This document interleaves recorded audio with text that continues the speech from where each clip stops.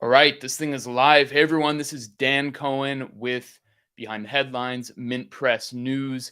It is 6:30 p.m. I'm in Washington D.C. and tonight, as we speak in Ottawa, Canada, there is a crackdown on the trucker convoy. The police are moving in, have made some arrests, and are pretty apparently intent to squash the whole protest movement that is really uh, apparently threatening the regime of Justin Trudeau, who is declared emergency powers, and in addition, the Canadian government is basically declared itself able to seize the assets of anyone who participates. So, really dictatorial style powers. It's declaring in response. At the same time, of course, funding and delivering weapons to the Ukrainian military, which is infested with neo Nazis as it ramps up for war against Russia. So, a lot to discuss. I'm just going to get right into it. I have a couple of really good guests. One is Kelli Kieley, who is a documentary filmmaker who is in Ottawa, has been doing some really incredible work that I've checked out and will watch in the live stream. Just showing the actual reality, as any journalist or documentary filmmaker should, of what this movement is actually about, what who the participants are, kind of different backgrounds people come from. And then I have in the waiting room, we have a participant in the convoy. So we have O'Jay Laidley, who's going to be joining us in a second too. So I'm just going to get started with both because the situation is changing so quickly that I don't want to miss anything. So first, I'm going to bring in Kelli Kieley, documentary filmmaker. Thanks a lot for joining us. And then I'm going to bring in O'Jay as well. Hey, O'Jay, can everybody hear me all right? Yep, we can hear you perfectly. Awesome. Okay, great. So, first of all, thanks a lot for joining me on this live stream. I hope a lot of people will tune in and get a sense of what the trucker convoy is actually about. Because I mean, if you're just watching from afar on Twitter and social media and in any mainstream media, it's really a caricature, I think. And there's nothing better than talking to people who are directly involved, and journalists who are, and documentary filmmakers who are on the ground documenting it. So, um, first of all, O'Jay, can you? How should I address you? You go by Saza. You go by O'Jay. Either or. All right. All Either is right. good. Okay. I'll call you Saza because that's how I was introduced. So Awesome. Saza, first, tell me, who you are, what's your background, and how'd you find yourself in this movement? Well, I migrated from Jamaica 10 years ago, and I've been in trucking before, a total of about 21 years. So for the last 10 years, I've been in trucking in the Canada, and I recently, throughout the last part of this pandemic, I was actually running to the States, hauling steel for the automotive industry mainly. So it just came where I was pretty much pushed out of the opportunity to provide for myself, and I was left no other choice but to join. So, um, sorry, I'm trying to get this set up so so the person talking will Yeah. be big in the screen. Um, so you've been in trucking for 10 years after you migrated from Jamaica. What was the call, that you got, or how did you find out about this? Was it kind of spontaneous? Was it really organized? How did you find yourself drawn in? Well, we just started seeing. We knew it was a possibility because as we were driving across, coming up to the first 2 weeks of January, we would talk about it at the border because a lot of guys actually were vaccinated, and they would kind of jeer us before and say why we don't just go and get vaccinated, and we would spark conversation. So eventually, as you pass these guys on the same route over the same periods during the week, we would have discussions. And eventually, when they came out that they were putting the mandate for the 15th, I started seeing a shift in the conversations on the CB. So I knew it was coming. We had a pretty much 5 days to prepare. Seeing it come across from the west, I just didn't knew that it was going to be this big. And now it's here, and to see what they're doing now, it's but it had to happen. So you were getting jeered, was that by fellow truckers or Yeah. or was it really? Guys Okay. that chose to be vaccinated for their family, or to be ahead of keeping the ability to provide, but they didn't know that they were going to need to get a booster. So when they heard about the booster, they pretty much got upset. So is there a fair amount of the truckers in the convoy who, part of the protest, who got the first 2 shots and then were basically pressured or coerced to get a booster and then kind of change their tune? Yeah, I would say maybe between 20 to 40% at least. And that's conservative because not a lot of people want to speak about it. But based on the conversations we have had, yes. Um, has anyone apologized to you for kind of pressuring you? I mean, it's No, we actually we actually kind of feel it for them that they were actually put in that position and were led astray and misled, to actually go ahead and do it even before they really needed it. right. What what's your sense of? I mean, let me ask you this: when you see the media portrayal, I mean, everything I've seen in most media, corporate media, is that this is like a right wing, even white supremacist, fascist movement. I mean, you don't look like a white supremacist to me, but Uh, what's your sense of why, what do you think when you hear that kind of portrayal? Um, Honestly, I just think that they're continuing their tactics. They've always now a lot of us realize that they've always used this to kind of trigger you emotionally. Um, and they have been trying the same, but to see people there, we realize that we're all there for our own personal choice, our own personal opinion and mindset. And it just so happens that seeing the people there, we realize how much of us actually agree on this one topic, which is that everybody should have the freedom to choose. Right. Um, I mean, what's the political?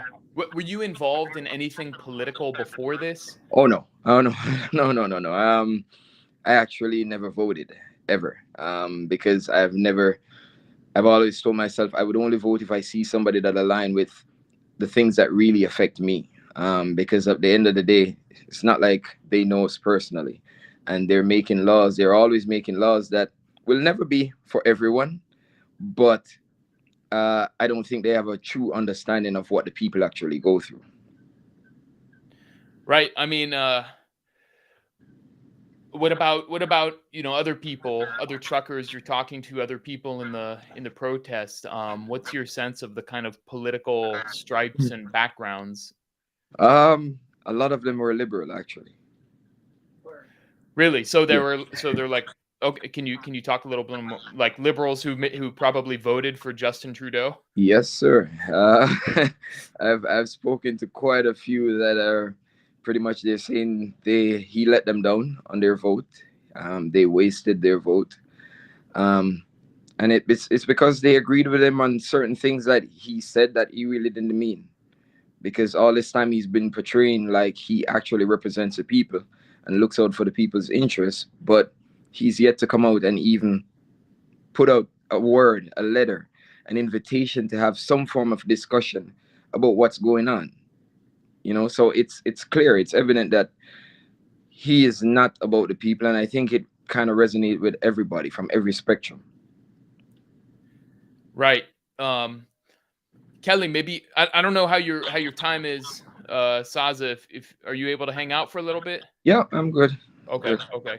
Um, Kelly, what's your sense of, kind of on the political side, seeing Trudeau's response when he was kind of considered this, at least in the eyes of the mainstream, kind of a liberal sweetheart, good looking young guy, and he's now gone with these full on authoritarian orders declaring an emergency and stripping people's bank accounts and these kinds of things. What's your sense of the kind of political feel in Canada right now? Yeah, I would agree with Saza, and in that I I'm a liberal. I have done a lot of work with refugees. I'm getting a bit of feedback. I don't know if you guys are getting that. So I've done a lot of work with refugees. Am I echoing? Yeah, I don't know if it's from you or not. I had mine muted. Hey, Saza, can you mute your mic for a second? Let's see if that fixes it. Give it a shot Okay. now, Kelly. Okay. All right. Yeah, maybe we'll just mute as we go. Unmute and unmute. Okay, great. So yeah, I really like many things about Justin Trudeau. And the things that he speaks about. And specifically, I worked on a lot of refugee projects or with Syrian newcomers, and I'm sponsoring refugees. And I've heard him apologize, although not doing as great work as I really would needs to be done around Indigenous issues. And So I've kind of lost some of my feelings for him over the last 2 years with the mandates and things like that. And currently, what's happening now is just shocking. I mean, I think it's just absolutely shocking. The last 2 years has been very jarring, and now in the last couple of weeks, it's absolutely astonishing to see a liberal leader or any leader see Canadians, talking very hateful language, calling us a fringe minority that is extremist, racist, white supremacist. After 2 years of being marginalized and not having a voice or not having anyone hear us, um, for people to take it upon themselves to cross the entire country because we're a very big country, so it's very hard for us to come together. And so we've been silenced by virtue of lockdowns and not being able to demonstrate together. And so for people to come from coast to coast, and come all the way into Ottawa to say, no, we need to be listened to now. And then to see that these emergency act is being turned upon people who have repeatedly demonstrated peaceful behavior is shocking. And what we're seeing right now, I don't feel this peaceful at all. And actually, I'm surprised, Saza, you're inside because when I was speaking to you earlier and watching your live streams, you're out in the line, right? And it's pretty scary out there right now. And I saw the Ottawa police tweet out that protesters assaulted police officers, but I've not seen any of that, and I've seen a ton of footage about very aggressive and even brutal acts against some protesters by the police. So, I mean, I think personally, I'm in shock. I have lost my trust and feelings towards Justin Trudeau in the last 2 years, but this goes beyond.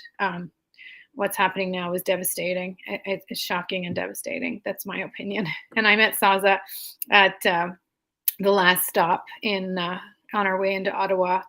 And our documentary crew did a quick interview with him, and then we've been following up with him on the ground. But maybe Saza can tell you more about what's going on outside and where he. Yeah, Saza. Yeah, what have you been seeing? I know you've been doing Instagram lives, and police obviously moved in on the protesters today and have said anyone who stays around will be arrested. I know a couple of the organizers have been arrested. So what did you see today? You're muted. Can't Oh, hear you you. need to. Nope. We can't hear you.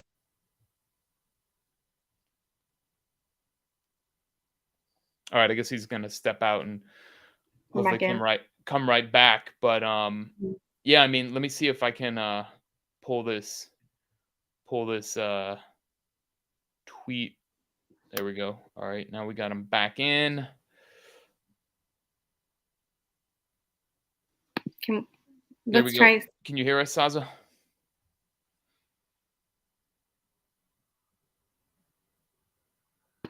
We can't hear you. Is your mic unmuted? Can't hear you.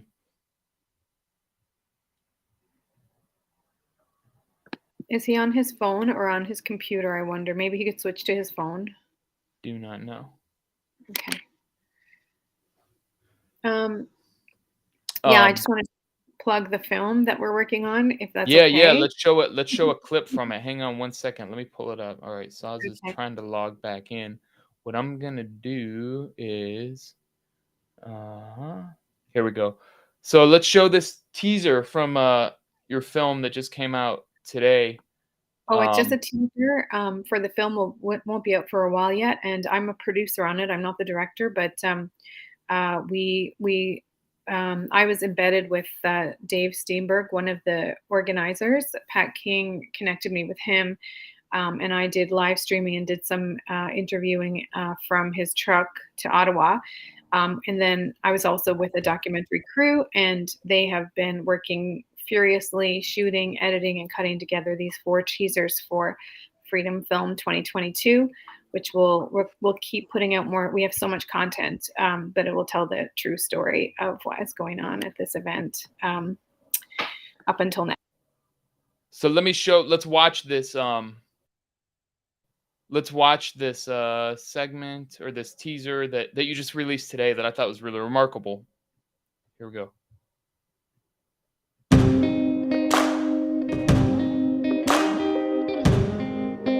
I'm Sean Zimmer, the Viking, a lot of people call me. Originally, actually, from a small town 30 minutes south of Ottawa here. You know, online presence started from positive parenting influencing. Just taking candid shots of what my daughter and I used to do, date nights and whatnot. And somebody ended up taking one of those pictures and made a meme out of it. And it went totally viral, all over, it was all over the news and everything, and started creating these memes after that first one was created, and that spiraled into a little bit of a following. Then 6 months later, I noticed people were listening. And where I'm at in Winnipeg now, they announced that you couldn't have more than 1 person over in your home or in your yard. And I realized people were actually following with that. So I said, enough's enough. What can I do? You know, I just invested in my new companies. I had some other companies. I was like, let's put all that off to the side right now. I'm gonna make a deal with God. Hey, you make sure I'm covered, my bills are paid. I'm gonna help people in any way I possibly can. So I have a house in Winnipeg, one of the places that we have, where we got about a 200 front footage on one of the busiest streets in Winnipeg. I used to do fitness. Let's do boot camps. Fitness classes. Started with 4 times a week for free. Everybody come down here. And when you come down here, it's a safe haven, and we're gonna do what we do and bring people together. I went from a guy who had maybe 1 person over his house once a month to almost 2,000 people a week we got up to. So that then spiraled into doing the Freedom Fires every second week. We had a big bash, fill the backyard with a couple hundred people. Not only a place for them to come to, that they can be themselves authentically and come into themselves and stop pretending to be somebody they aren't so other people like them. That's what we've got into a society today that's really psychologically messing with people, right? You don't have to worry about what your parents are telling you or your employees at work, all the different things that people are getting ridiculed from, right? So that was the biggest key for me, give it a sense of normalcy. And then that kept growing, man. And now we do all the kids classes, Patriots Academy, starting a whole school for them right now. We have all the extracurricular classes, teaching them Muay Thai, different martial artists coming in, small engine repair, different tools, how to change a tire, you know, troubleshooting on a snowmobile, getting outside, foraging, hunting, different things, how to skin an animal. And freedom, baby, freedom! Sorry, that's, here we are now in Ottawa. The Truckers Convoy was coming through. We joined that in Winnipeg. It ended up being the longest blizzard that we've ever had in Manitoba. Drove through a second blizzard. We drove straight through. It was a 24-hour drive. Should have been. It took us 29 hours, so not too bad. And we're renting apartments now for people to have places to sleep and whatnot. I'm renting whatever I can. We're not leaving. We're here until it ends. This is what life is all about, connecting on a basis like this, on an authentic, bold basis like this, being a bold individual, regardless of the crowd, right? Being who you are and what you know is right from what God is showing you. I play the anthem at the beginning of class, the national anthem of Canada, right? We would go over what does a patriot mean? You know, you look up the definition, the first one that pops up, it will be about country. I look at it as humanity, right? See that kid beside you, left to right, standing up for them. What you know is right. When you see a teacher come at them or anybody bully them about maybe a vaccine, a mask, or anything, you stand up for them. We stand our ground, and this is the country strong and free.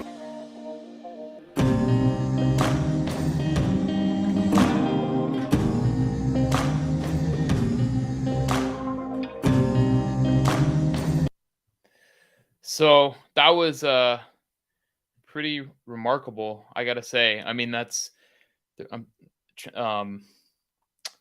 yeah, that was incredible. When I watched that for the first time like an hour ago, Kelly, and I mean, it just, to me, it speaks to all the isolation and suffering that that everyone went through under, especially working class people, under lockdowns, under months and months of lockdowns, and kind of semi-permanent restrictions, and that are kind of always changing. Every week the orders change. To see that people are basically just, there's this kind of organic, almost spontaneous response that's very social, and you can't really put any kind of political label on it.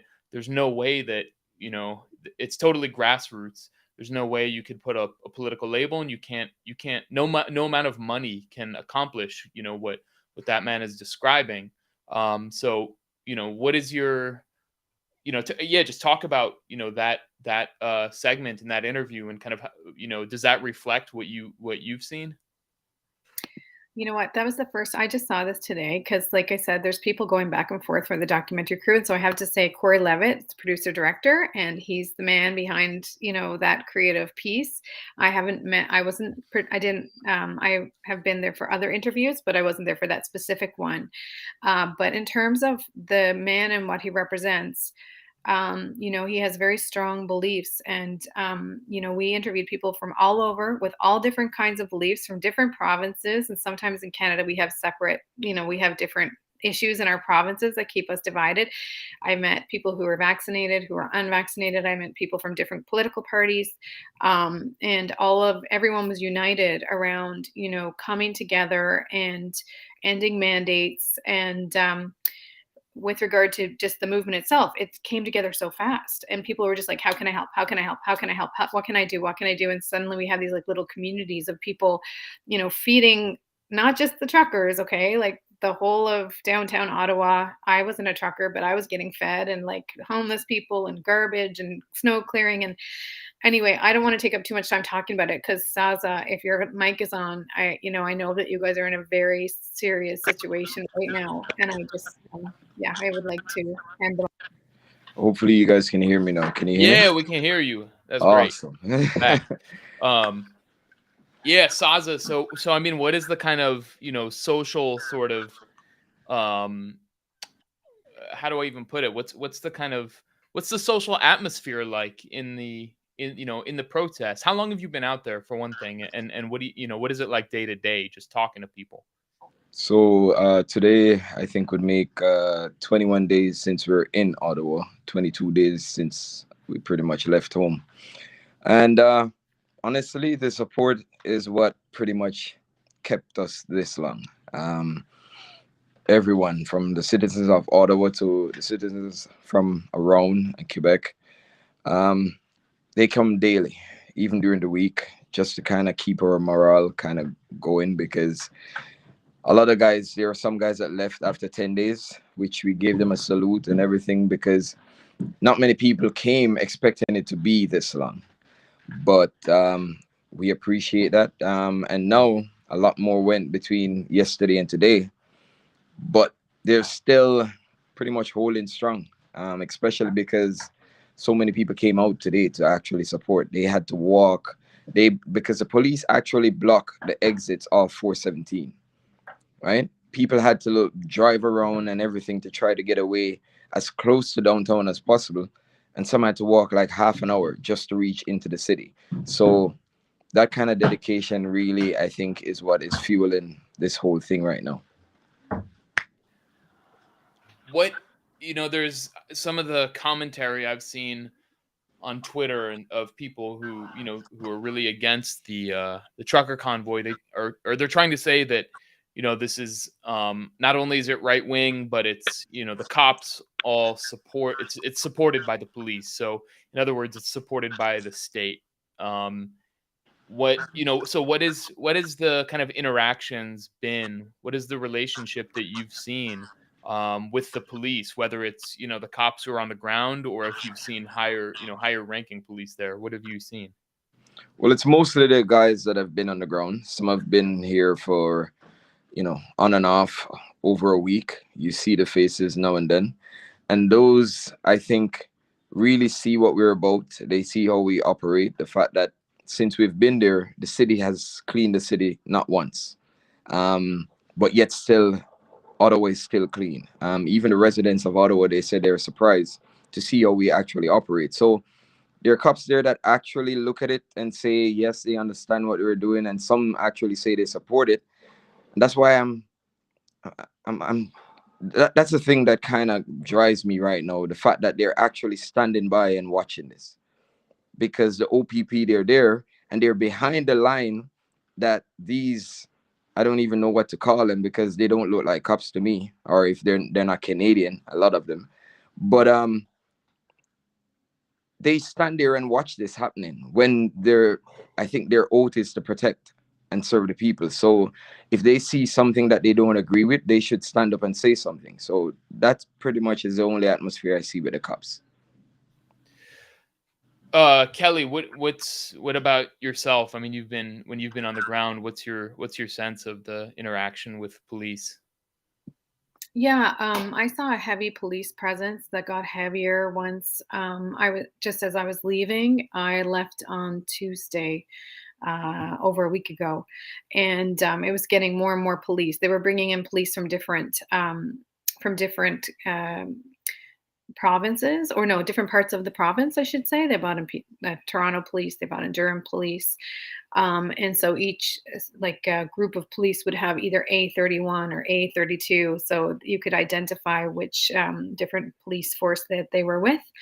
I would say that the police were tolerant, but I found it a little intimidating, especially when there was less crowds from Monday to Friday. You could see their presence even more clearly. And, I felt that I could see that they were, yeah, like some of them were more humane and more like even giving a smile or something like that. I think that they all acknowledged that the protest was peaceful and that people were cooperative. And prior to getting into Ottawa, like the whole convoy was organized in conjunction with police across the whole country. So in order to do the convoy, they had to have, police escorts in some cases. So getting from province to province, and each convoy had a connection with their local police, and the Ottawa police had to sort of let people in and put them in position. So there was definitely cooperation and discussion with the police the whole way through. What's happening today is, I would say, quite different from what I'm seeing. And of course, Saza knows more than I do, having been on the ground, but I'm watching a lot of live streams, and it looks like things have taken quite a turn there, from what I saw. And like I said, I didn't see anything other than the extreme numbers and sort of the lines of police. I felt that was intimidating, but I know that there's much more police presence there now, and military presence, and it's becoming somewhat. They're trying to clear them out. They're starting to arrest. It's a different situation now. Right. I mean, one of the things that, I guess there's got to be, I imagine there's a fair amount of sympathy, at least from some of the police, because fundamentally this convoy, the protest, is about vaccine mandates, which, it's pretty clear there are divides among the police. Some police are against it. There was actually a really remarkable story I heard from Dr. Paul Alexander, who worked he's a medical research scientist who worked in the Canadian government for 12 years. He was in the U.S. government towards the kind of beginning months of the pandemic, and he was basically attacked in the media and in a really deceitful way. But he got it right from the start, and he, now he's up there at the protest, which of course, both of you know. And he described actually being brought into a police station I believe in Ottawa, some months ago, in order to basically talk to the police about why, about the vaccines and if they're safe, and because they were dealing with vaccine mandates themselves.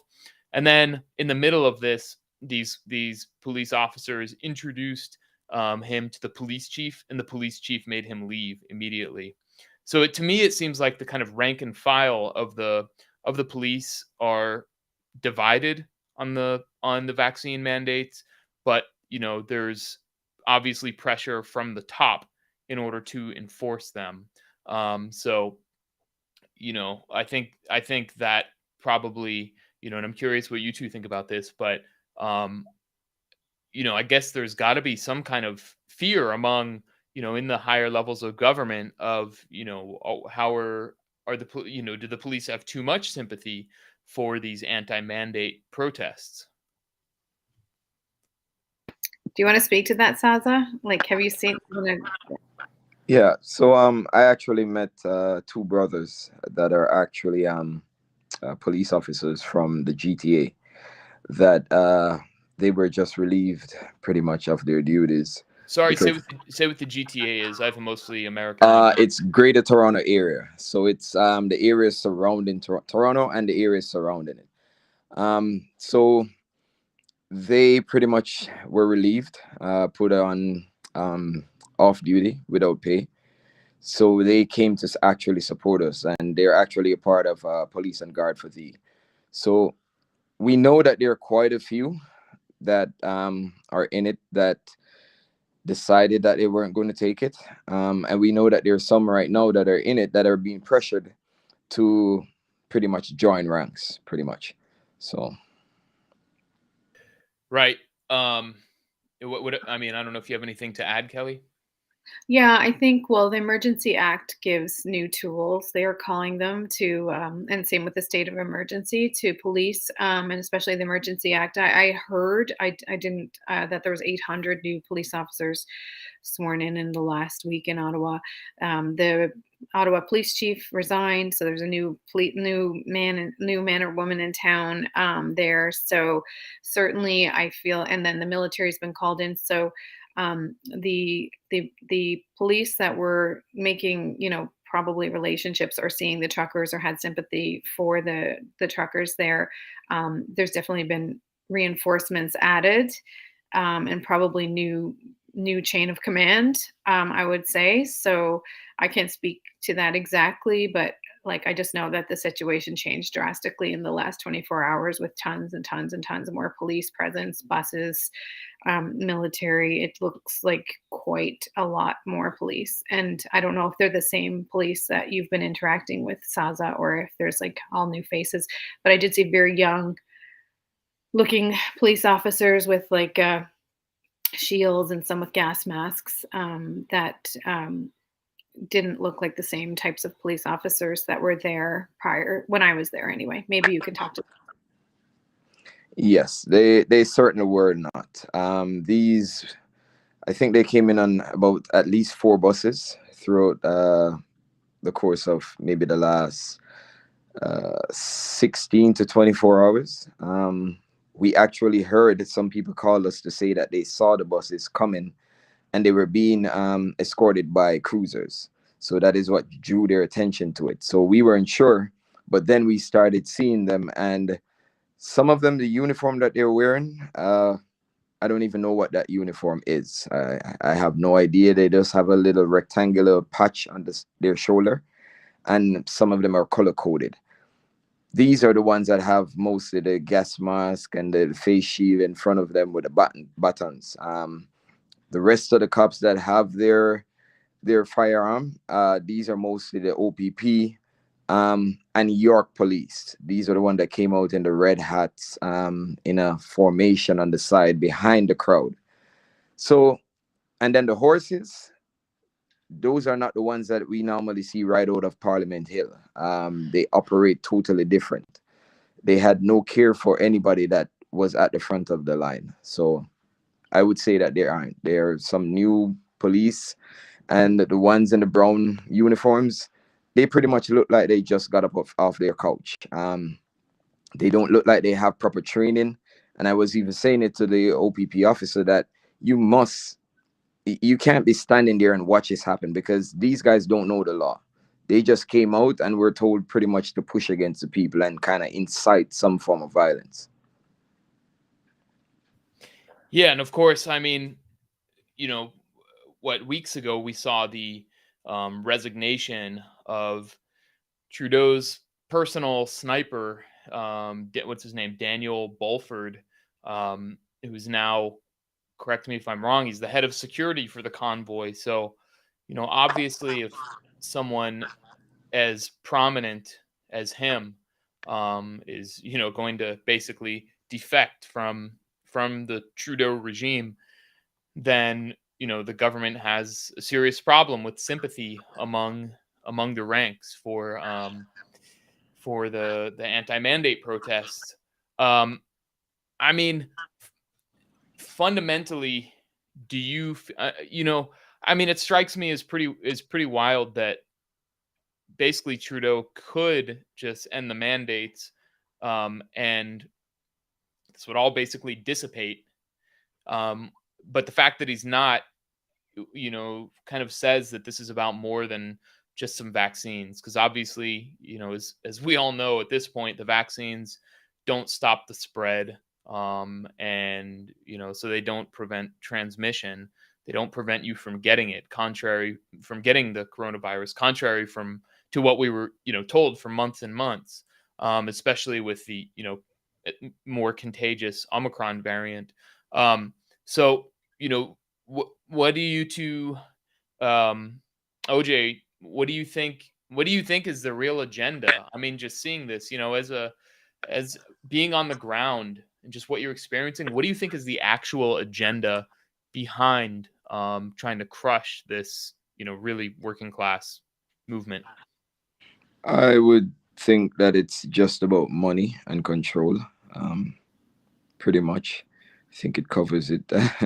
Everywhere you look, there's money to be made by the government from handing out shots.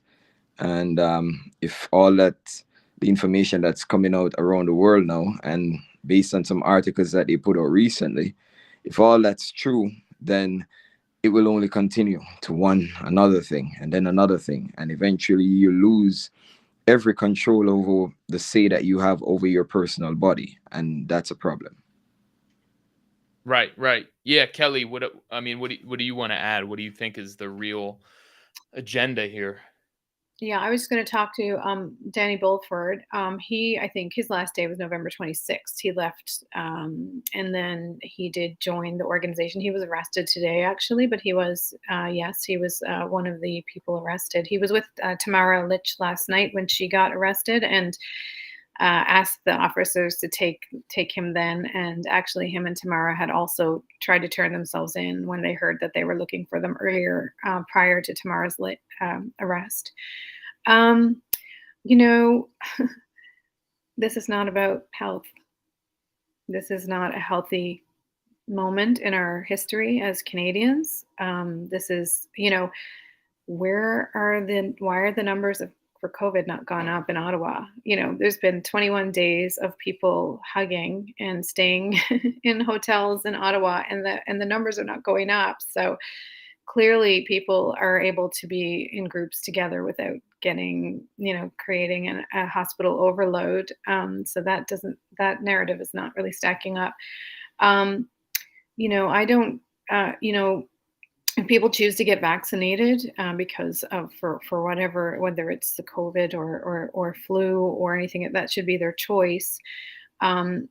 Justin Trudeau hasn't even offered to have a conversation, let alone end the mandates. There was not even an offer of conversation. This is protesters exercising their democratic right to peacefully protest and assemble and freedom of speech, and it's been met with a almost like a War Measures Act, and rather than a simple conversation. We've seen other politicians make suggestions as to how they could maybe consider making some concessions, and not even a blink of an eye from the Prime Minister.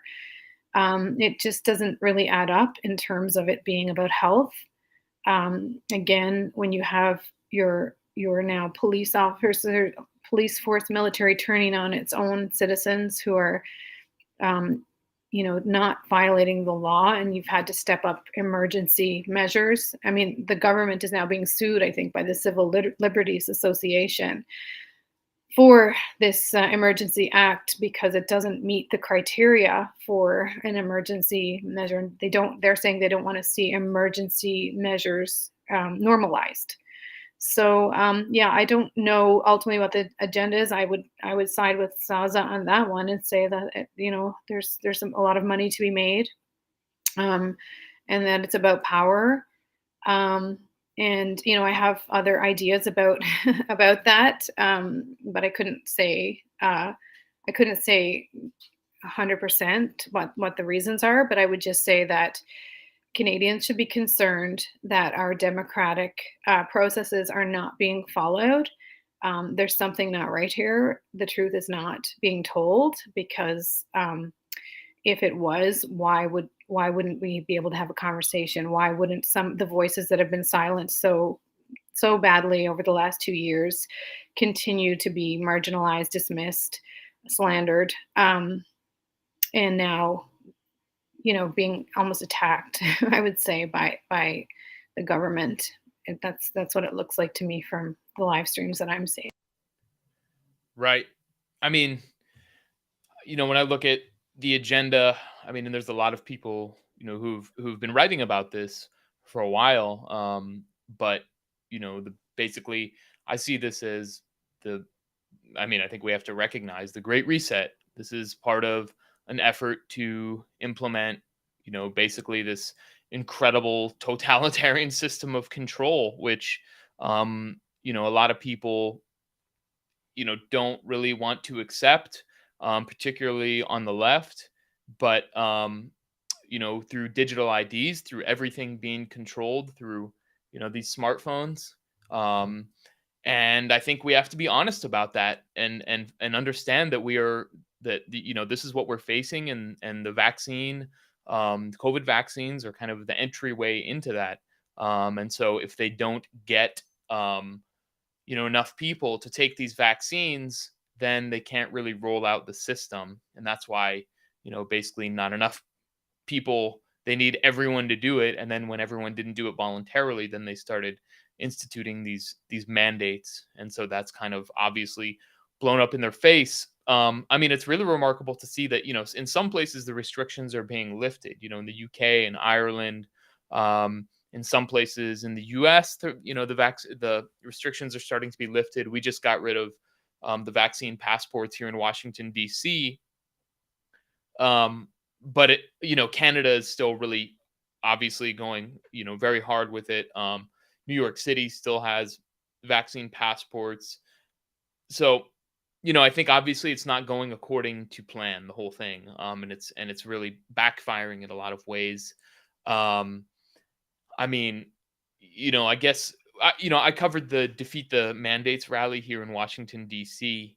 And that was, one of the most fascinating and really promising and inspiring protests I've ever seen in Washington. I've lived here for almost 5 years, and I've covered a number of protests, and I've been to other protests, and it really just brought together people in such an incredible way that, all their political differences, those were just set aside, overcome, and this whole kind of left-right dichotomy that, a lot of us, especially people who have been into politics for years, have, really bought into, that's kind of dissipating. And, really and I think a lot of people are understanding, regardless if they come from the left or they come from the right, or they weren't politicized at all, that this is, a top bottom. This is like the masses in the bottom, the regular, working people, the truckers who are keeping, stores full, keeping food in the stores, keeping supplies going, who are, basically the lifeblood of the US and of Canada. All kinds of people are seeing this, and so it's being expressed in different ways, whether it's, this rallying cry of freedom or liberty. And, the government, the powers are really trying to make that as bad as they're trying to demonize the word freedom, which is pretty incredible. There was an article in the CBC saying that, freedom is becoming popular word with the far right. So like freedom is like fascism is what they're trying to say, which is, very Orwellian. But what is the kind of vibe? I mean, like at Defeat the Mandates rally, it was almost like it was not quite a party. I mean, obviously the trucker convoy is different because it's extended. It's days and days and days. And now, the police are going after it, where our thing here was just a very brief, few hours in front of the Lincoln Memorial. But what is the vibe overall? It seems like it's very communal, very social. I got the feeling, obviously, from that that teaser from the documentary that you're working on, Kelly.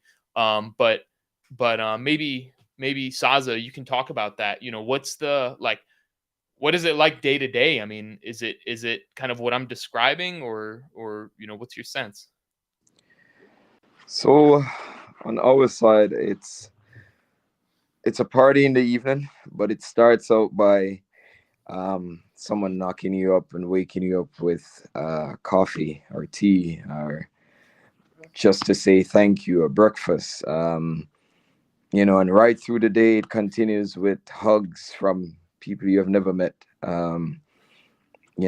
Just gratitude that they actually have hope after a period of their lives when a lot gave up hope.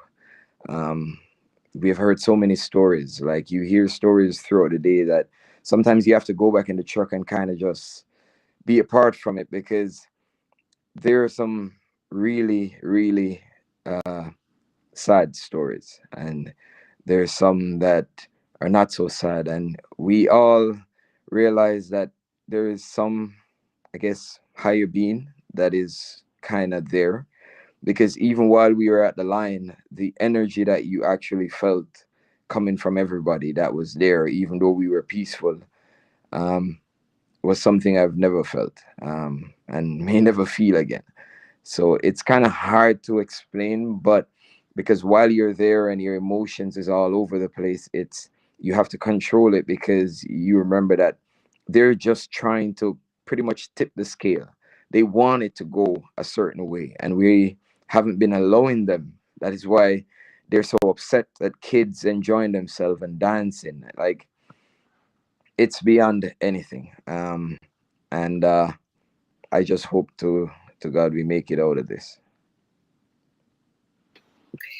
I would love to say that I have never experienced anything in my life like what I experienced on that ride. It was, and I've traveled, I've been to many festivals and things like that, but it was just it was like, I have a little tear in my, I'm sorry, my dog may start barking. It was like unlike anything I've ever felt. It was like the pure feeling of what we believe in our essence of being Canadian. We've always been told what it means to be Canadian, that we're loving, we're kind, we're peace loving, but we're so far apart from one another. And but just to all come together and demonstrate those qualities of just holding space for one another and just saying, like, how can I help? How can I be of service? Thank you for helping us, truckers. Thank you for doing this, for making this very bold, powerful, courageous move. How can I emulate that? And I've heard so many people say that they've been, Kobe, come. That they've been, I'm just going to have to grab him 1 second. That's all right. No problem. Go ahead. Yeah, beautiful. Yeah. But yeah, Kelly's right. Like, it's been all love, all unity. Man, it's it's amazing up until now. And that's why I think a lot of us didn't expect this. That's why so many truckers left, because they started by sending out threats through the companies that we are contracted to, saying that they were going to dig off our plates and they were going to come and charge us. So they pretty much gave us a warning, which I got my call from an alleged RCMP officer yesterday morning at about 8:30. And he knew my name, he knew my unit number, and pretty much told me that he was giving me a warning. And there were some guys that left throughout the course of the night. And then this morning, when they saw how they approach, and they started the formation, a lot of other guys left. So it's up until now, it's been awesome. And even now, as much as they've been trying this, I think I was just watching a live where they've been speaking or having a conversation with many of the guys on the front line, which you can see some of them actually softening up. So let's see. Hopefully we flip some of them, and then hopefully that turns everything, because that would make a huge statement right there and then. Yeah, I think that's what Pat and other people have been like relying on, is that like at the end of the day, these people are Canadians. This is for their children too. Like, if is that what they want for their family and their kids, to not be able to speak up and follow a democratic process? If they need to be to say something, that they're going to be called all sorts of names and labeled as extremists or terrorists, and then war measures or emergency acts being enacted against them. Like, I hope that they're thinking that, and I hope that the peacefulness and the love, actually it's been love that has been demonstrated from the truckers for all Canadians. They continuously say that. Even the police, they've had empathy to say that they're just doing their job. They don't realize, or people who are angry with them, that they don't realize that they're actually protesting for them as well. And they're trying their hardest, even in the face of not so great behavior, to emulate peaceful and loving compassion. And I think it has influenced the police in the past. So hopefully, that's good to hear, Saza, that you're seeing a little bit of a softening, and that people's consciences may be impacted by the fact that these people are not doing anything wrong. They're literally just wanting to be heard, and they're wanting to be, have their concerns be taken seriously, and that these concerns are about freedom, and they're about freedom of choice, and freedom of association, and freedom of speech. And those are, the foundation of any democratic society. You can't say that you're a proud Canadian on one side and that you are all for democracy, and then champion somebody eroding all of the democratic principles that your country is supposed to be built upon. We've had the last signing officer and the creator of the Canadian Charter Rights and Freedoms. He's been speaking. He's been on site talking about the Charter Rights and Freedoms and what's happening and how it's being violated. Brian Peckford. And I'm hoping that that some of these people's peaceful words will start to open up the hearts. And I've seen some people already, and we're seeing some of the mandates being not lifted in a way that I think would be acceptable, but there's been some walking back, or at least some acknowledgement that things need to change in some provinces, but it's certainly a far cry from what needs to actually be happening. And I'm glad you brought up about the World Economic Forum and things like that. I didn't know if we were going to go there. And again, I don't know if we want to do that. And also, I don't know, Saza, if you're able to, how close you are to the action, or if you are planning to go back out at any point, or if you're done for the evening, or what your plans are. But I just would love to know what your experience has been in the crowd today. Yeah, Saza, if you tell us what you saw today, please. Oh, you're muted. Nope, can't hear you. All right, well, let's see. Well, Saza figures it out. Yeah, I mean, I think it's important, Kelly, to talk about that, and we have to be able to talk about it. I mean, it's we can't have anything that's off limits discussion, and I think we have to be to understand what we're facing, and this is obviously about medical freedom, and being against basically the government coercing and forcing people to take medical decisions that they shouldn't have to. But there's a bigger agenda. Here we go. I think we got Saza back. Hey, can you hear me? Yeah, there it is. And the internet, man, I think they're playing around with the internet. But hey, Are you in your truck right now? no, I'm actually in a hotel because we Okay. had to come and warm up a bit.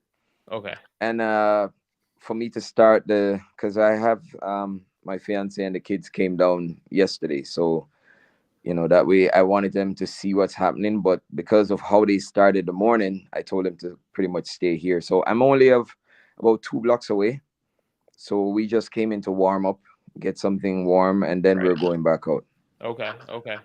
And let me promote your Instagram so everybody can watch your streams, because you've been streaming from from the protest. Where can people follow you? So it's Saza.enlightened18. Okay. All right. So everybody follow Saza. Saza Dot enlightened 18. 18. Yeah. Okay, on Instagram. Yeah, he's got some And amazing.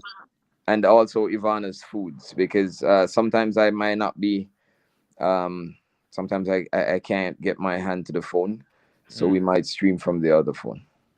Okay. I'll tweet those out. Oh, we lost him again. Oh wait, there you go. Are you back? Can you hear us? Can you hear us? And he's kind of coming and going. Saza's point, like you can see, because he's in the truck, so he's got so much content of people coming up and giving him food and telling them this story. I mean, like I've been in tears sometimes watching, and now today being out in the crowd. So, yeah, he's he's turned into a journalist.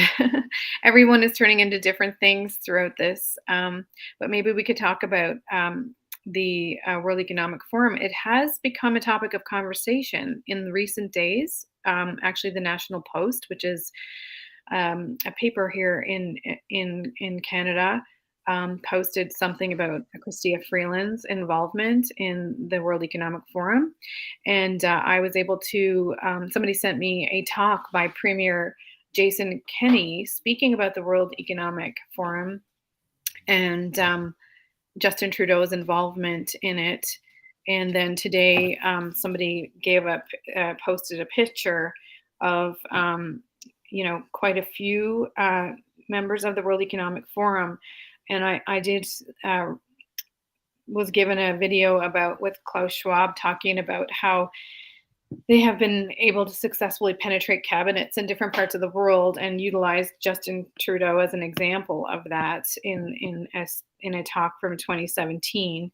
So I was surprised to hear Premier Jason Kenney talking about the World Economic Forum. I'd never heard of this before. I've never heard it really talked about much and the Great Reset.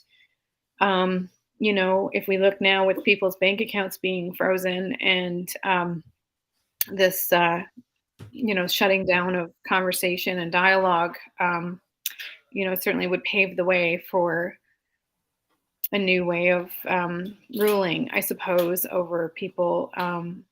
This Great Reset that Justin Trudeau said in a speech at the beginning of COVID, or like maybe about a year in. I don't have the date in front of me, but he said that COVID was a great opportunity for a great reset. I mean, he said that himself. Right. I just came across this video from today of horse-mounted police trampling some protesters. So I think I want to show that so people can see that. I mean, this is one of the.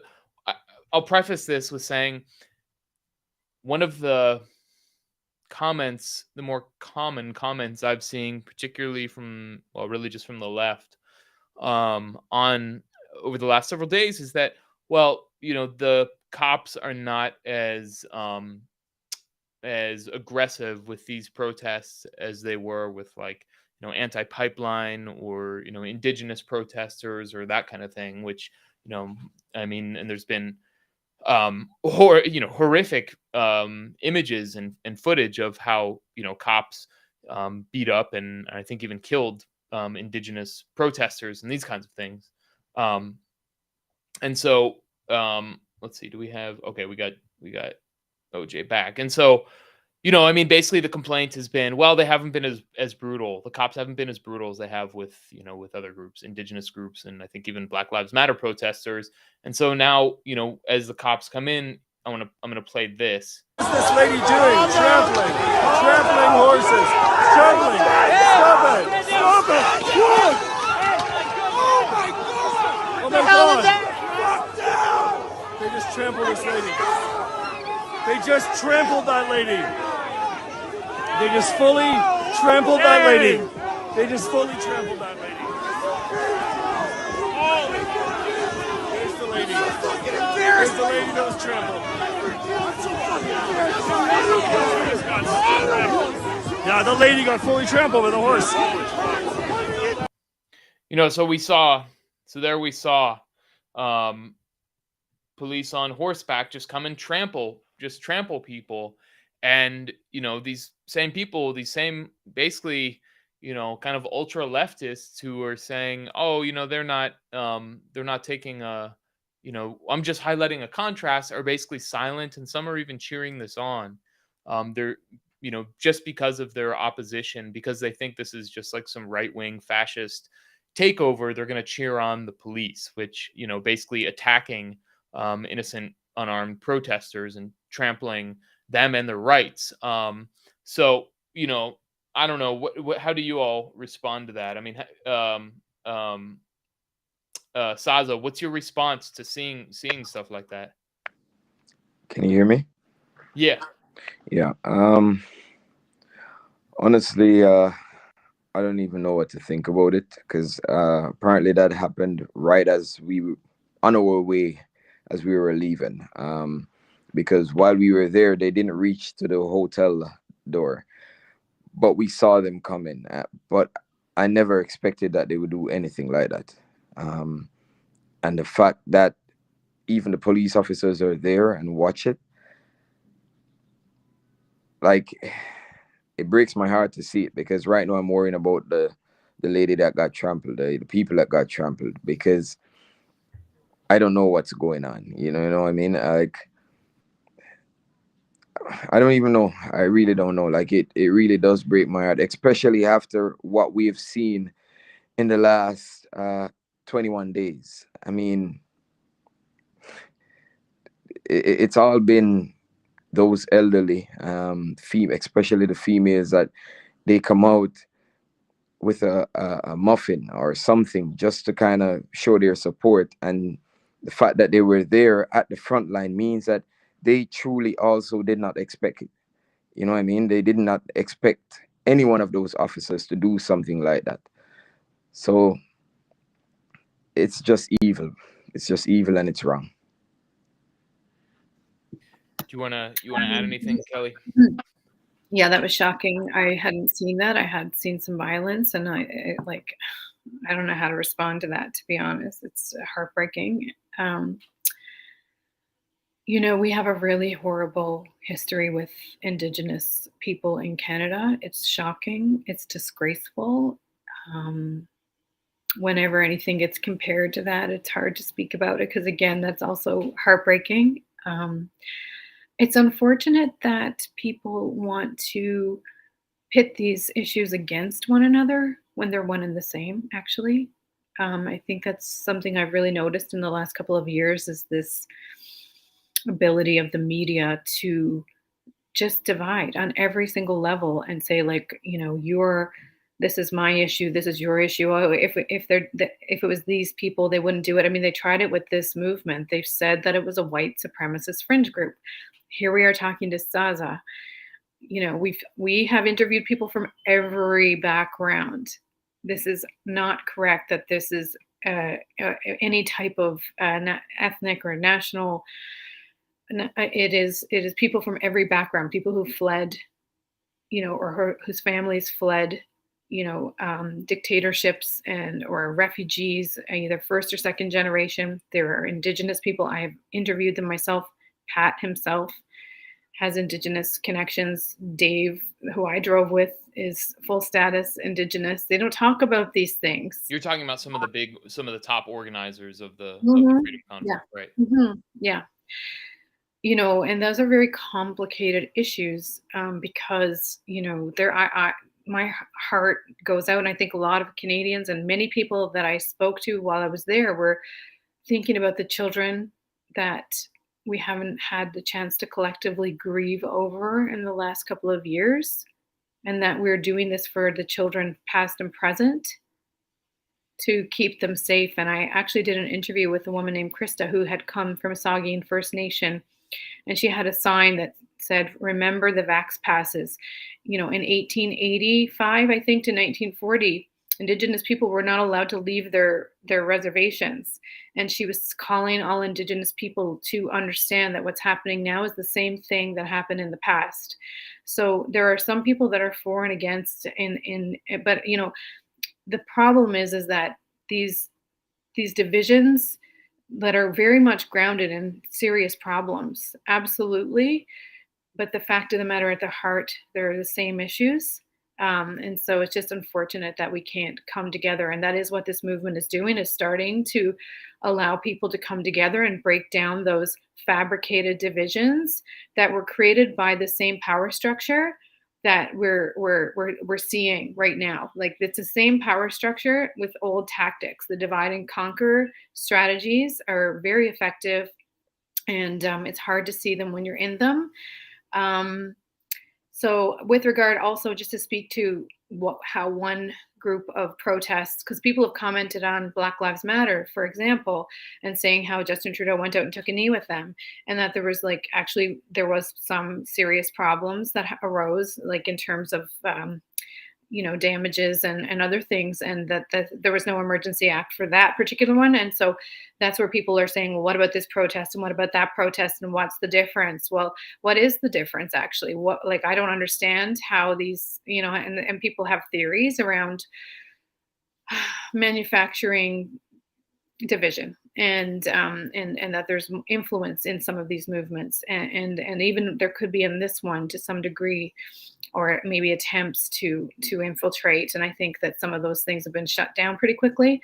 But the thing is, with the Indigenous and other kinds of oppositions, the fact of the matter is, these are big trucks from across. It's not the same as, unfortunately, Indigenous people also are spread out in small groups, and this coming together makes it quite difficult to for people to behave badly when there's so many cameras from so many different people. It was well organized, well coordinated. They do have former military, former, police officers involved. So I just think that if people think logically about why this is different, it's because of the well organized, well coordinated, and this sheer volume of people from all over that are involved is possibly a reason why it's very different. I don't know if you want to speak to that, Saza. Yeah, that's true. I think there have been people that I don't know all of them, but there are persons there hidden behind the scenes that are actually kind of watching over, making sure everything is going on. They have block leaders that would control specific blocks and then bring the information back to them. So I expected this to go a little bit more smoother than how it actually went out in the last 48 hours, because there has been some form of lack of communication from the higher ups down. And even the bloc leaders were saying they're unsure of what's happening next, which is why a lot of guys pretty much, left when they did, because they felt like they were just waiting. They're unsure of what's going to happen. And then right away this morning, they wake up to the presence of all those cops. So, but apart from that, I think it was well organized, and then everybody coming together made it even more, because then it took off some of the burden off the organizers. Right. I think it's an important discussion actually to have as far as the different responses to different protests. I can obviously speak more about U.S. politics than Canadian, but seeing the response from the establishment, from the government, to Black Lives Matter protests versus these anti-mandate protests. I think, if you look at when Black Lives Matter protests started in 2014 in Ferguson, Missouri, when, Mike Brown was killed, that was a pretty radical thing to say. It was radical to say Black Lives Matter at that point. And that was just incredibly militarized and brutal response from the police, from the state, who were basically using all this military equipment that had been sent back from Iraq to crush these protests. And then, within a year or two, several of the protest leaders had mysteriously died, been killed. And then over the years, Black Lives Matter became a kind of, what happened, I think, is as police killings of unarmed Black people continued, continued to kind of fuel that protest. The Democrats basically saw it as a way they saw that they could co-opt it. I think is what happened. The Democratic Party saw that, and I think it's the same with Justin Trudeau. And I'm curious what you all think. But so for example, in the summer of 2019, there were protests around the world against the murder of George Floyd. And then we saw, liberals going out. It was almost like a Democratic Party thing, where it was like a core of people who were protesting against police murder, but then a core of people who were just turning it into like an anti-Trump thing specifically in order to advance a political agenda. And so, we saw all of a sudden, like, people are dancing with the police and doing the Macarena with the police. And I think Atlanta, and I think that was a way to kind of co-opt them to say, okay, we're going to have a kind of contract between the police and the people. We're not going to do that anymore. We saw police taking a knee, this sort of thing. And so, Alicia Garza is a perfect example. She's considered a leader of Black Lives Matter in the U.S. She is a World Economic Forum young global leader. So, what does that say about how what was a radical movement has basically the powers that be have co-opted at least some kind of, they've poured money into creating this version of Black Lives Matter that is not about, police brutality, particularly against Black people. It's more, about kind of, so now we're like fighting white supremacy without actually challenging anything systemic. And then white supremacists are now, that's been transferred into, these people who are protesting against vaccine mandates, they're all right wing. They're the white supremacists, and the government of Justin Trudeau, of Joe Biden, has to stamp out the white supremacy. And so this, these people portray themselves as anti-fascists and they become the most kind of ideological enforcers of this kind of new technocratic fascism, is what I see it, and not fascism in the 1930s and 1940s sense of goose-stepping Nazis and Italian, Mussolini fascists, but of this kind of, what you all, what this movement is protesting against, of, against, this technocratic totalitarianism where everything is controlled. It's a much more sophisticated and capable form of control. So, that's my analysis of it. I don't know how you all see it. Do you want to speak to that, Saza? I actually agree totally. It's a perfect analogy of it.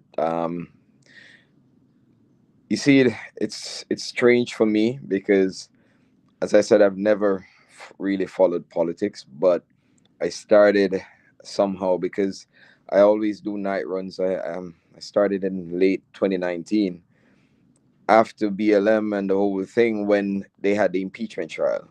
And I used to be listening to it on CNN and all of that. But eventually, then it morphed into this outbreak that happened in China. And we would always talk to my fellow friends and drivers, because I'm saying, like, listen, we need to be careful, because if this comes to our side of the neck of the woods, it's going to be dangerous based on our population and how we operate. And it morphed into me realizing that what the mainstream media has always been telling me about us, about Trump, was totally wrong. BLM, same thing. And I see that the same thing here, where the mainstream media has been twisting a lot of things. So when it comes to the movement, they might say it's a Trump thing, like a Trump loving movement. But hey, you have to be on the right side one way or the other. And I guess each and every one of us make our own decisions, and we arrive here. So I think we're on the right side of history. Definitely. Yeah, I think I can't speak too much about the level of detail that you got into with the the history there in the United States, because honestly, I marched against Trump in 2017. Like I was a diehard liberal. Do you know what I mean? Like, and I believe, the pussy grabbing stuff was just like, that was not okay with me. And I went Completely. and I reported with Al Jazeera and Now Magazine, and I went down on a bus with a bunch of pussy-headed women to march against that guy. It was a theater bus, and it was quite an adventure, actually. And it was a wonderful, actually, occasion to have all those people in DC. It was my first time. I'm only waking up to this like co-opting of important humane issues by political leaders and media and government recently. Like, of course, Black Lives Matter. That goes without saying. And of course, I would join a movement that supports equality and equity and reparations for inequity and dismantling of systemic harm towards any population, and Black populations. Like, goes with it. For me personally, it goes without saying. I would be all in doing work with that, to start to understand that there's nefarious sort of involvement in those movements that, as you sort of described, that make it feel like you're investing in something in some significant way, but actually is not doing anything to solve those problems necessarily, except for starting to get people into ideological thinking that pits you against other people, so we can't actually have conversations. And instead of having a conversation, like, what's really been amazing for me is that I'm starting to see my own biases. And so I didn't really want to associate with conservatives. I definitely don't want to associate with Trump supporters. Do you know what I mean? And it's just like when Trump tweeted out about or said something about supporting this movement, I was like, oh no, now they're going to think it's a Trump movement. Like, it's not. That's not what it's about, I agree with you. I started to understand what that person Trump has been up against with the media much better now, because I'm seeing it with my own eyes. So I have more sympathy and more open-mindedness towards that. But I started to see my own closed-mindedness. I started to see how I'd been programmed to make assumptions about things without having a conversation, and like the canceling of people, the canceling of like this rally, or sorry, this protest. It's just like, nope, bad. Media says it's bad. Close it up. We're not talking about it. Those are just bad, dirty, truckers, extremists, misogynists.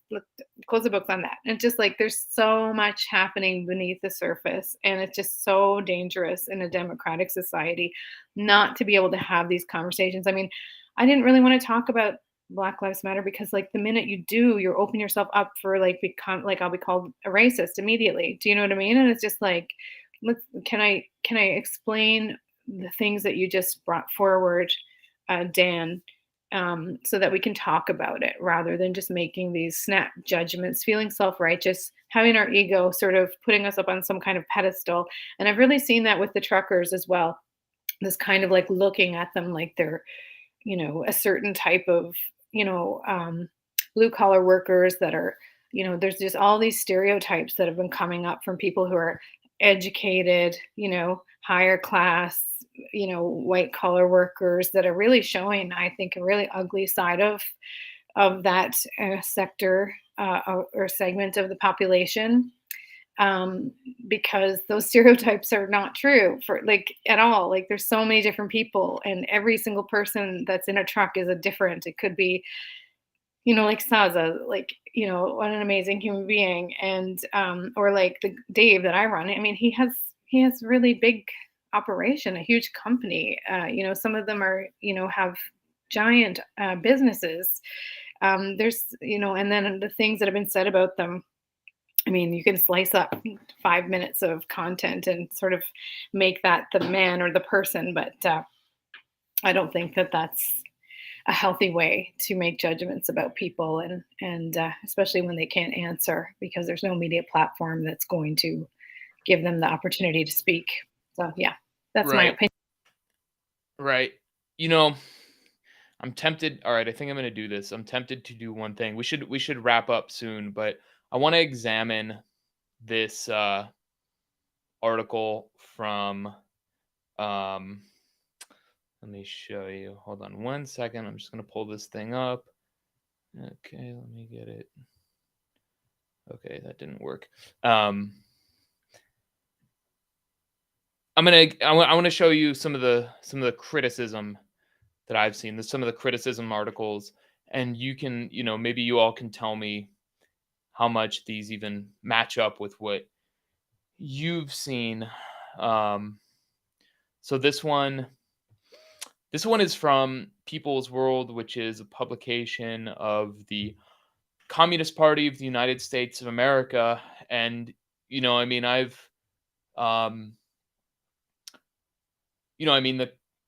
Communist Party kind of, ostensibly is about workers, worker-led revolution against the system.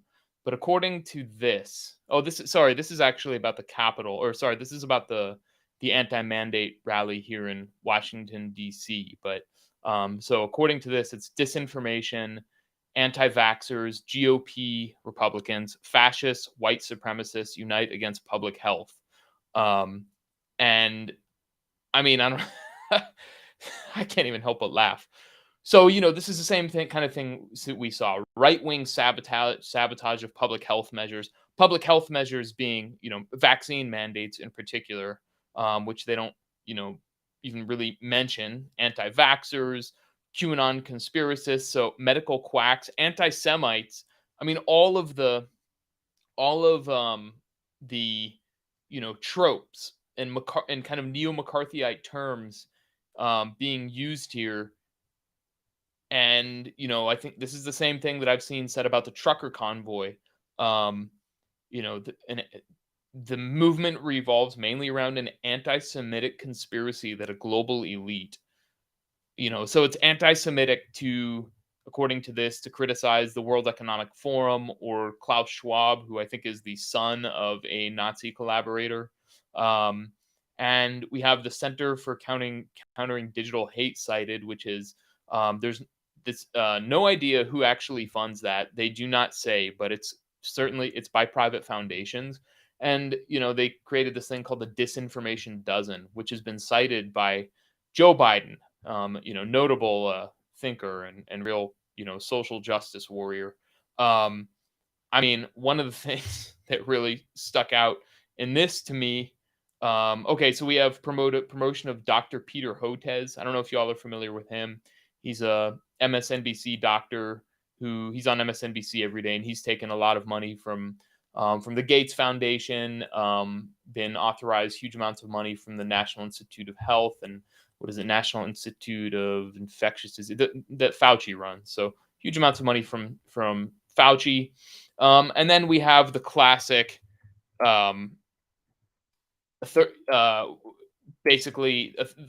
Russia gating. So saying that this movement is backed by Russia. So, this is the same thing they said about, here it is. A third threat comes from state actors such as the Russian government flooding the U.S. with disinformation about vaccines. So this is the same thing that's being said about the trucker convoy, these kinds of tropes, QAnon conspiracy theorists, white supremacists, Nazis, fascists, every single thing, and then backed by Russia. I don't know. I mean, I guess we already addressed this, but this is just so incredibly pathetic to me. Let's see. This is, just remarkable. So so Kelly just Yeah, I just yeah, go yeah. ahead. Did you see that? No, you can share that. Let me see if I can figure out how. But it's basically Pat's lawyer, who's Jewish, and Pat said he didn't really want to flaunt that, but his lawyer was like, "No, you better share with everybody this cake Yeah. that I sent you." It's so funny. I think you probably have to email it to yourself or something. I don't know if you're on your phone. I think I can do it like this. All right, there Yeah, we go. can't really zoom in on it. Can you read this? This kiddish supports the truckers. It's a cake, and it says this kiddish supports the truckers. So kiddish being like it's a Yiddish term, but this like Jewish person supports the truckers. So yeah, I mean it's just like a cute thing from one of the key organizers leaders. But I mean the idea that this stuff is anti-Semitic because actually what's anti-Semitic is using Judaism. I mean, and I'm not saying, yeah, I am Jewish, but I'm not just saying this is a Jewish person. I'm saying this is like, anybody with a shred of common sense. What's anti-Semitic is using, Judaism as a kind of using anti-Semitism as a cover for attacking the global system. Say, oh, you can't attack this system because that's anti-Semitic. You're equating it with Judaism. You're equating this, these vaccine mandates and vaccine passports with Judaism. That's reprehensible. That's anti-Semitic itself. So, that's my response to that kind of thing. And just seeing this in, the Communist Party of the United States of America's, publication is beyond pathetic. I mean, here's another bit on Russian disinformation. What is it linked to? A New York Times article. So, these are the people who are posing as revolutionaries that have, their finger on the pulse of the masses, and they know what's going on. Meanwhile, the masses are rising up, whether here or in Ottawa, and the Communist Party of America, and other so-called socialist parties are completely left behind, are because they are basically they're bourgeois is what they are, if we're going to use Marxist terminology, and they're just totally on the sidelines, and they're just regurgitating what MSNBC and the New York Times and the Biden administration say to them. So I don't know, maybe we should leave it there. OJ, I know you got to go, but anything else you wanna say for Is it possible? Could I just say before Jay goes, is it possible, like, are you able to take us at all in the crowd, or would that be impossible? No big deal if you can't, or we could just tune into your live streams after you go. Yeah, if I can, I will. But I just heard a series of sounds that didn't sound correct. They didn't sound good, and I was asking Ivana if she could check to see if anybody was alive, but nobody's alive currently. So I need to at least call them. And nobody's doing live streams right now. All right. Yeah. Well, Saza, thank you a lot for joining us. Really appreciate it and what you're doing up there. And we'll definitely be in touch and keep we can have you on hopefully next week or something, or just we'll just be in touch and see what's going on. All right, thanks a lot, man. Thanks for having me. God bless. Definitely.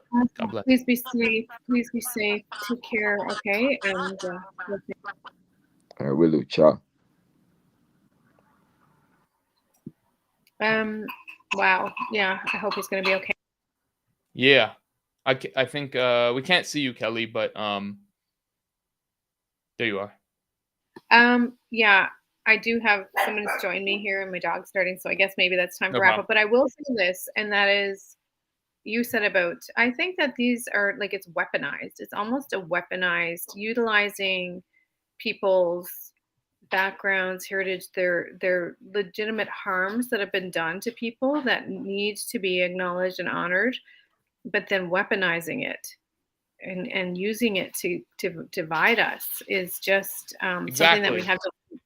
Yeah, and it's like, the left and the right is a game, and it is a game. Like, I mean, like I said, I'm not left anymore because like I can't, and I'm not right. Like, I'm nothing. I'm like, please let a human being with a human heart who has the best interest of people come forward to help us move forward. And if not, then, I hope that this movement inspires more actions that can bring forth change that will be more democratic, because at this time we're so far removed from the power structures, and they do not have our best interest in heart, and they are literally tearing us apart. And we all want the same things. We want to we want all the people who are upset with the movement. We would love for you to be able to enjoy the beautiful feelings of exhilaration and love and peace and joy and coming together and empathy and grief and holding space to say, I am sorry for what you endured in the last 2 years. If you lost someone to COVID, if you weren't able to go to a funeral, or if you weren't able to see your family members, or if your kids are upset with you, or you've lost your business, or you've been harmed by a vaccine, or you've been fired, all of those things are super traumatic and sad. And, just to be able to hold each other and say, I'm so sorry for what you've endured, is what we want for every human being and every Canadian. And it's unfortunate that these labels and this like QAnon, like, I'm sorry, I don't even know what that is. Do you know what I mean? Like, it's unfortunate that the media has been so successful, I think, at hypnotizing us and dumbing us down. I mean, I had a long conversation with someone earlier today, and then at the end, she just yelled at me, just get vaccinated. And I'm like, really? Like, really? Like, is that the solution to the problems that we have right now with regard to the way that our discussion just went? And like the fact that we're an emergency act and truckers are out and like giving up their livelihoods to try to stand up for us, and the government's bringing in the army. Like, just get vaccinated. Like, seriously. Firstly, a lot of the people who are there they are vaccinated, not only with the regular vaccinations, but with COVID vaccinations. Like, yeah. I like one of these comments. Don't think, just do it. Don't think. It's like, don't think, just get vaccinated. From Lima Beam. I mean, it's it's obviously much bigger than these vaccines. That's the entry point. And it's an attempt to basically it's an attempt to socially engineer societies, Westerns. I mean, basically a lot of societies, not only Western society, but it's an attempt to socially engineer, and it's backfiring and creating this kind of organic grassroots upswell that the really kind of positive hippie love fest that you all are describing, and that I saw at the anti-mandate rally here in DC is that's what it's accomplishing, and so the powers that be are trying to crack down on it as much as possible. And so that's why it's really important for us to talk about this in indie media, because corporate media is not going to do it, and for filmmakers, like you, Kelli, to do that. So to do the work you're doing. So I want to just promote, your documentary that you're working on. It's called Freedom Film 2022. Is that correct? And where can people watch the trailers, these incredible trailers that your team has been releasing? Yeah, you can follow us on Freedom Film 2022 on Instagram, on Facebook, on Twitter, on YouTube. There's Freedom Film 2022. I just want to see if the website is live, just really quickly, because Sure. these guys are just cranking out the footage. And again, Corey Levitt, Mike, Mate, Tony. They were out there in the middle of everything. Let me just see if this is up. I'll be really quick, because I know that the last thing that they were working on was the website, and I guess that's because it needed some other people's involvement. So let me just see if it's up. No, not yet. Okay, so Yeah, if you follow me on Twitter, Kelli Kieley, I'm linked to Freedom Film 22, but it's just Freedom Film 2022. And on YouTube, 4 of our teasers are up, and they're beautiful. I think they've done a fantastic job, and we can't wait to get the film out there and tell the truth about what's going on. Awesome. Kelli Kieley, thank you so much, and we will speak soon. Thank you so much, Dan, for having us. Keep doing the great work. Don't listen to legacy media people. It's not good for you. Okay, don't watch the mainstream. Just avoid it. So, all right. Thanks a lot, everyone. Thanks for watching.